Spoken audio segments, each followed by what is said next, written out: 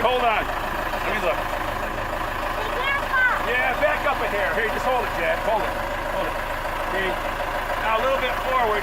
Hey, Mike, can you step over there and see what you think? Yeah. Are we centered pretty much? Yeah. Are we, pallet needs to come, hey, you need to go towards the front a little. Further forward? Yeah. We're not over the center of the pallet. Hey, Luke, right there. Right there's good. Put her down. There we go. I think it's heavy. Oh! Back up. Did you hear that pop? That's just the foam on the lip of the Oh no, that's massive weight! Alright, bring her down. We're gonna hit over there, but we're gonna be good. Where? We're gonna be good. Right there. You're good. Put her down. I think she's heavy. I think she's rock solid, baby. That's 2145 genetics and a 1317 Clements, a 1947. Go, baby, go! Is the skin still usually this soft? Soft? What do you mean? It's soft. Is it? I think it's soft. I mean, I've never touched one, but Don't you call my pumpkin soft?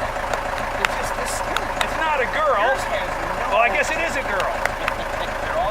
They're all girls. It doesn't look stressed.